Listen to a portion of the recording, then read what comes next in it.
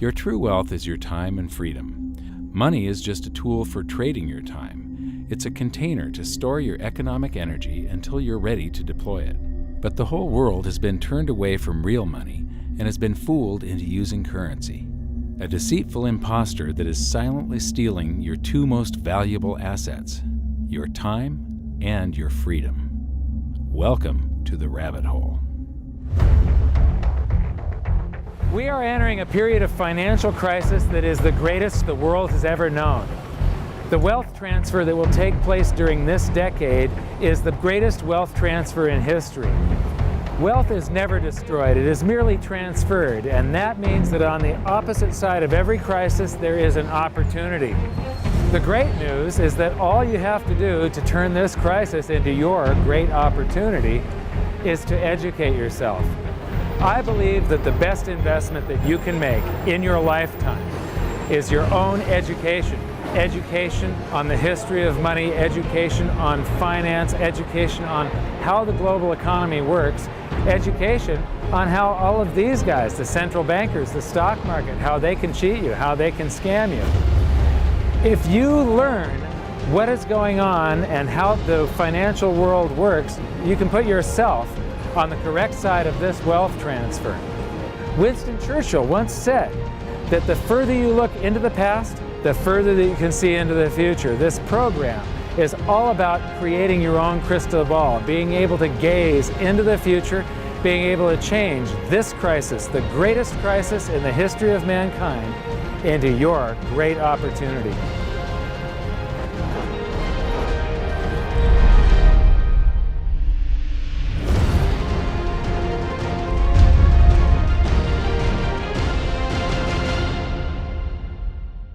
The hidden secrets of money, some of them are hidden in plain sight. They're like right in front of you. The way the monetary system works is something that isn't actually hidden away from all of us. It's out in the open, but it's complex and people just they can't see how it works. It's hard for them to imagine that we're living in such a hoax. Others are meant to be secret, but the truth is slowly coming out, like the Federal Reserve being a private corporation and not really part of the US government. But when I started studying this, what I found was that there was no place that I could point people to where they could get it all in one spot. And so I basically decided to write my book about it and consolidate monetary history, economics, the markets, fundamentals of gold and silver. There's a lot of smoke and mirrors in economics, and I've sort of made it my job to lift the fog for people.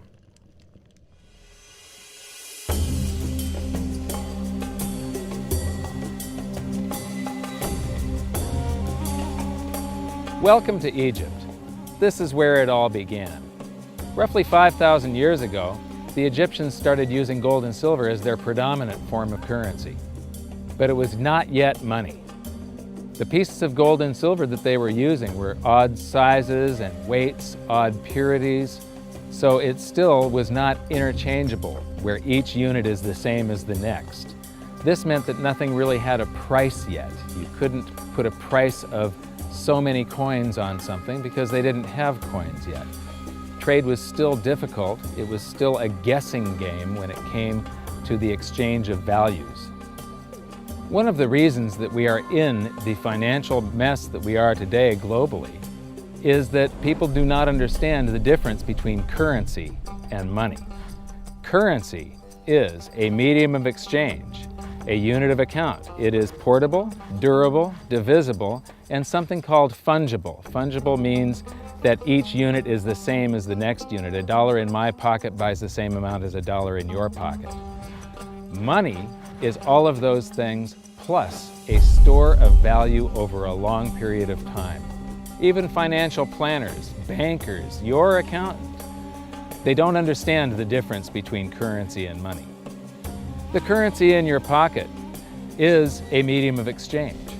It's a unit of account because it's got numbers on it. It's somewhat durable, it's portable, it's divisible in that you can make change, and it's fungible. $1 in my pocket buys the same amount as $1 in your pocket. But because governments can print more and more and more of it, and dilute the currency supply, it's continually transferring wealth out of your pocket, out of your bank account, to the government and to the banking system. The reason that gold and silver are the optimum form of money is because of their properties. It's an easy medium of exchange because gold and silver store a large amount of value in a very small area. It's a unit of account. Pure gold has the same value all over the planet. So an ounce of gold buys the same amount here in Egypt as it would in China or in the United States. It's durable. The same gold that Egyptians were using in trade 5,000 years ago is still here with us today. It does not corrode. It's divisible. You can make change with it. It's very portable. You could use something like oil as money. It's just that you can't carry around a barrel of oil on your back. It's fungible. Pure gold is the same wherever it is on Earth. Pure silver is the same wherever it is on Earth. It's limited in quantity. That's the reason that it maintains its purchasing power. Governments cannot print it. Over the last 5,000 years, only gold and silver have maintained their purchasing power. There have been thousands upon thousands of fiat currencies, currencies that are unbacked by gold or silver, and they have all gone to zero. It's a 100% failure rate. Well, fiat currency, of course, is a currency that exists at the dictate or by fiat from a government. You see, they have their printing presses, and the paper money rolls off the printing presses. And then they give it the fiat designation, which makes the currency official. It's just worthless paper. But when Ben Bernanke gives it the special sign, and they have the cult meeting at the Federal Open Market Committee meetings, it suddenly becomes currency. If you look at what's really going on, it's a con game. And so there's confidence. Well, the Federal Reserve is very forthright about what they're doing. If you read their websites, they'll tell you it's a confidence game. They tell you that there's no intrinsic value in their money. They'll tell you that they print it backed by absolutely nothing. They actually display all these facts. But if you tell somebody in the public that this stuff is created out of thin air, there's no backing whatsoever, it's absolutely worthless, it's about as valuable as monopoly money, they'll look at you like you're nuts. Is there an example throughout history of a fiat currency, a piece of paper that's unbacked by anything, surviving? Short answer, no. Long answer, no. And here's why. When Addison Wiggin took over at the Daily Record, when they got cranked up, Bill Warner asked him to catalog all of the fiat currencies throughout history and what happened to each of them. Addison dutifully went to work. Within a short period of time, he had gone through the alphabet. All the fiat currencies that started with the letter A were done. They all went to zero. He was halfway through the letter B, and all the fiat currencies that started with the letter B, and there were 600 of them in just the first letter and a half of the alphabet, and every single one of them went to zero. Every one. 600 fiat currencies that start with the letter A, and half of the ones that start with the letter B are 600 of these things. Not one ever came close. You think this one, the United States dollar, is going to be the first one after all that? I don't think so. No. No currency, fiat currency has ever survived. None. The thing about money is there actually is a fairly well accepted definition of what money is. The question is, as you apply that definition to particular things that people claim to be money, do they fit the definition? We'll just take the paper dollar, for example. How well does it perform those functions? Well, store of value. The dollar has lost 95% of its purchasing power since the creation of the Federal Reserve in 1913. So not very good as a store of value. One of the things I do is just a way to get the audience's attention is I have a slide, and there are 3 pictures on the slide. One is a pile of monopoly money. The other one is a pile of Federal Reserve notes, what Americans would call paper money. And the other one is a solid gold American Eagle 1-ounce coin. And the title of the slide is, which of these is not like the other? And if you know the show Sesame Street, or you have children who watch it, it's one of the favorite vignettes in Sesame Street. And what it really is a kind of IQ test for 5-year-olds. They're supposed to look at the 3 things and look at characteristics and find the one that's not like the other. Well, I've shown this slide to groups of Ivy League university professors, and I've also shown it to, children, kind of 5 years old, my nieces and nephews and so forth. And when the professors look at it, they say, well, clearly the dollars are not like the others, because gold has no role as money, and monopoly money is junk, and the American dollar is a store of value, so that's not like the other. But the children look at it and they say, well, the gold coin is not like the other, because the other two are just piles of paper, and the gold coin is clearly something different. So my question to the audience is, who's smarter, a 5-year-old or an Ivy League professor?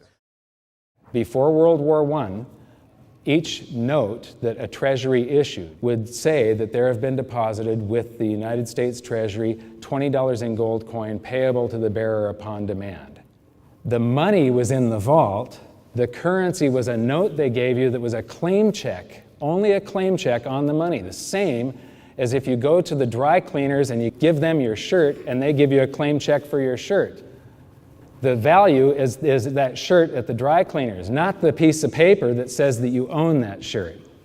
So our currency that circulated was the paper US dollars, and they were claim checks on money. The next hidden secret is the difference between currency and money.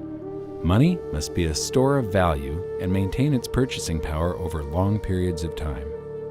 As we progress through this series, you'll learn that national currencies are really a tool used by the government and the financial sector to leech away your time and your freedom by stealing your purchasing power.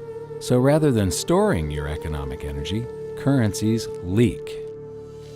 Now compare that to the gold and silver the Egyptians were using. Like I started with, it still wasn't money because it wasn't interchangeable yet. But they were on the right track, as gold and silver have proven over thousands of years to be the ultimate store of value. Gold is only formed when a star explodes, a supernova, and it stays around forever. This is one of the properties that make it the ultimate money.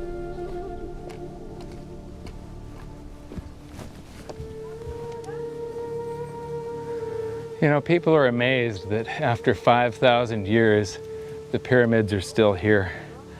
But what I'm more amazed at is that the currency that the people that built this were using, that currency, that gold and silver that they were using in trade on a daily basis, is still around today. It may have been melted down and re-refined, and it's in a coin or a bar or in some piece of jewelry, but it's still with us today, and it still purchases something. Yes, it is the ultimate money because there is nothing else even in the same league. It's divisible, it's permanent, it's a store of value, it's a unit of account. It's got everything you want out of money, but it doesn't go away, and it can't be increased. That is what makes gold the most beautiful money of all. What more could you ask out of a money? It keeps governments under control. You can maintain a solvent system.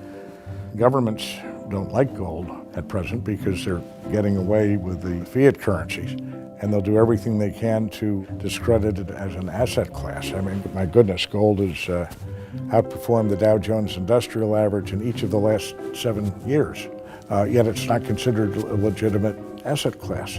Why? Again, it's the fear that maybe gold will be imposed on the system, that it will constrain government ability to spend beyond its means. They can't print it. They can't print it, no. The proper definition of inflation, I use Milton Friedman's definition. Inflation is an expansion of the currency supply. Deflation is a contraction of the currency supply. If you expand the currency supply, eventually prices will rise. And if you contract the currency supply, eventually prices will fall. This is a pool, but it's not a pool of water. This is the currency pool. And these are prices. And if you expand the currency supply, prices like a sponge in water have to rise to suck up the excess currency. Governments never stop printing more currency and adding currency to circulation. Therefore, prices keep on going up, not because the stuff that you're trying to buy is changing. The real estate doesn't change. What has changed is the currency purchases less and less. It's the currency going down, not prices going up. The truth is, what we have that makes our world work right now is a big story. None of it's real. It's all just promises. And if you think about it, that's how currency began to work in the beginning. You know, before we had currency, we had barter. I'll give you 3 coconuts and you give me 4 fish, because that's kind of a fair exchange on coconuts to fish.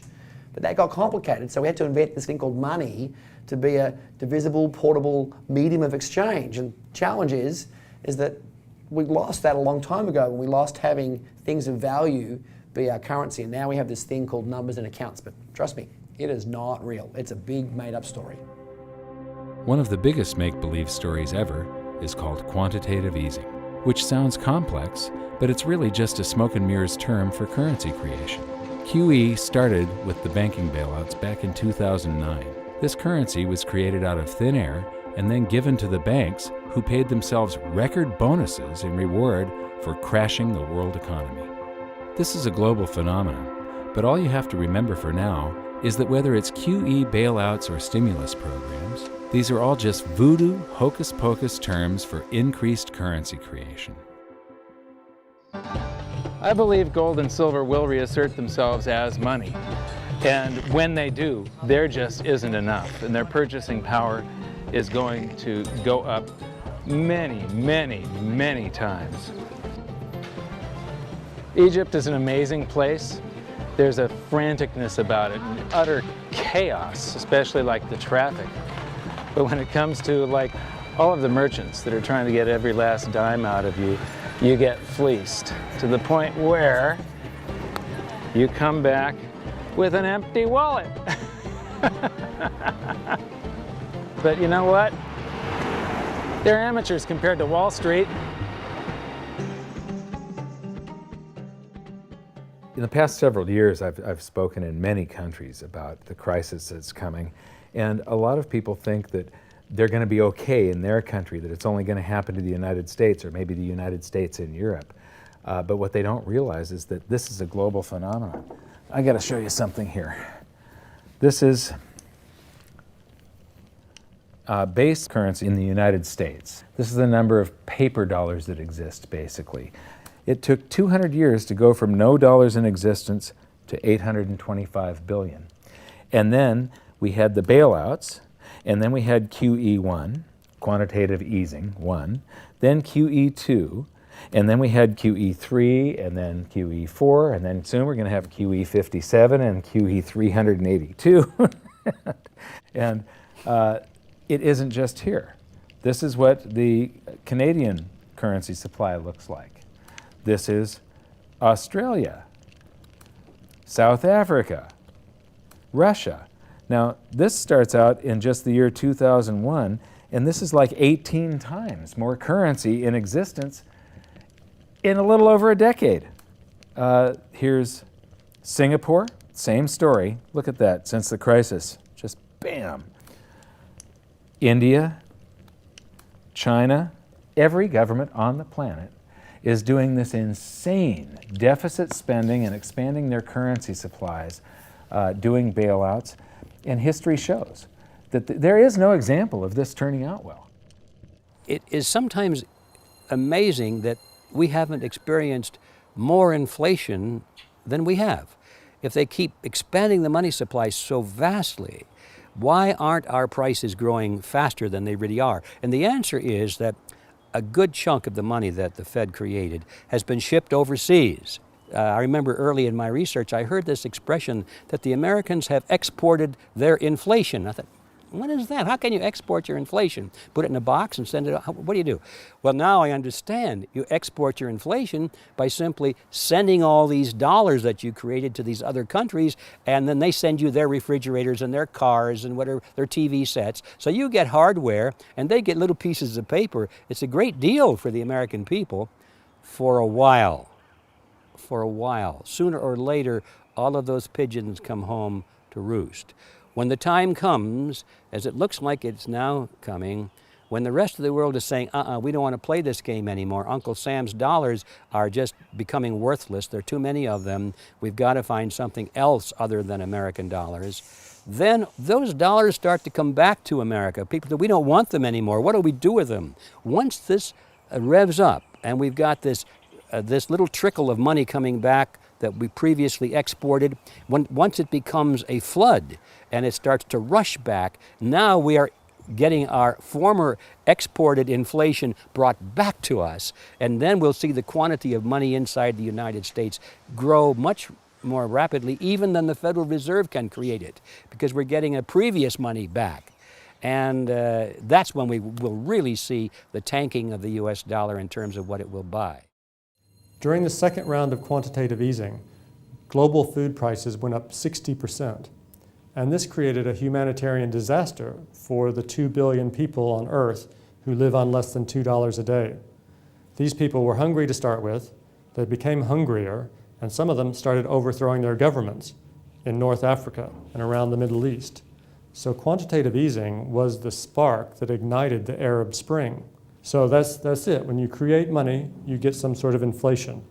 It just depends on where the inflation goes. It's all going down, down, down. Peasants are reeling from a game of coins and crowns. Given the premise that you have a permanent underclass or poor class, and how does inflation affect them disproportionately? It affects them basically in the percentage of their income that goes to food. And we see this as a ratio, and we know that there are some danger points. For example, in Egypt recently, once that ratio got to 40% of income going to food and the price of food rising due to inflation, when it got to 40%, that's historically a point where people actually stage a revolution. That's exactly what we saw. The French Revolution, similarly, was all around the price of food getting to a certain critical point where people simply, the risk-reward for revolution was favorable toward revolution. When they print it up, then it all goes down. Well, exactly right, because when you have a runaway inflation, it's punishing the very people who are most productive in society. In other words, the people that produce more than they consume and save the difference.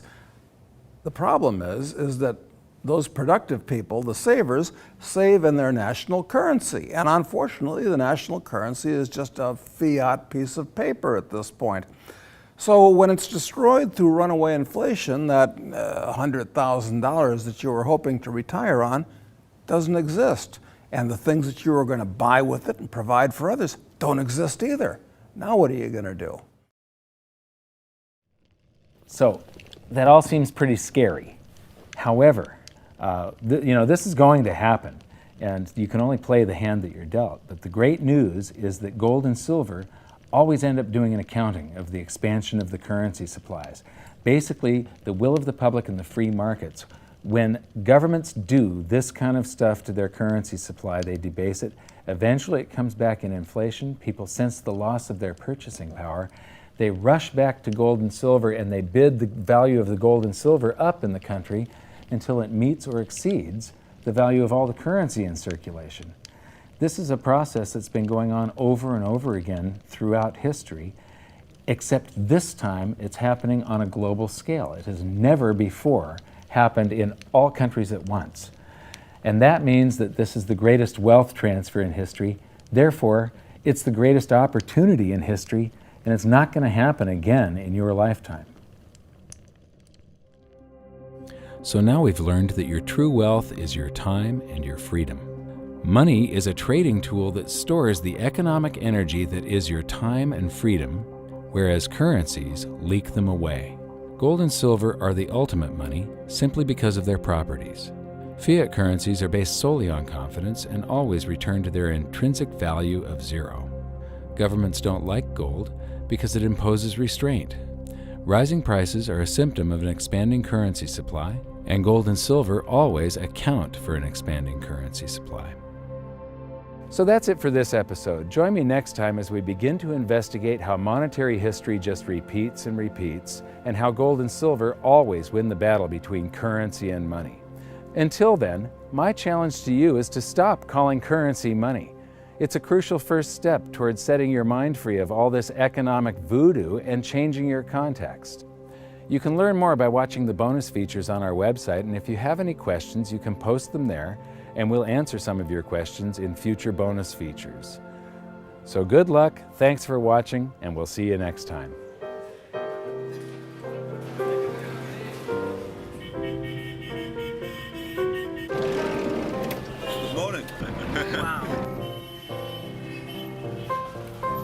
What does fiat mean? It comes from the Latin for crappy car.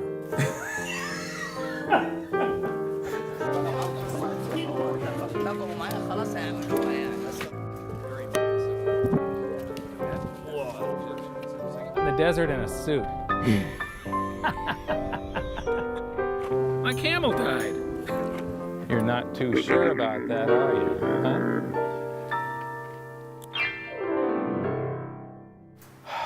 I am ready for a good long nap. Hi, welcome to this bonus feature for the very first episode of Hidden Secrets of Money. And this is currency versus money. So that's the major topic that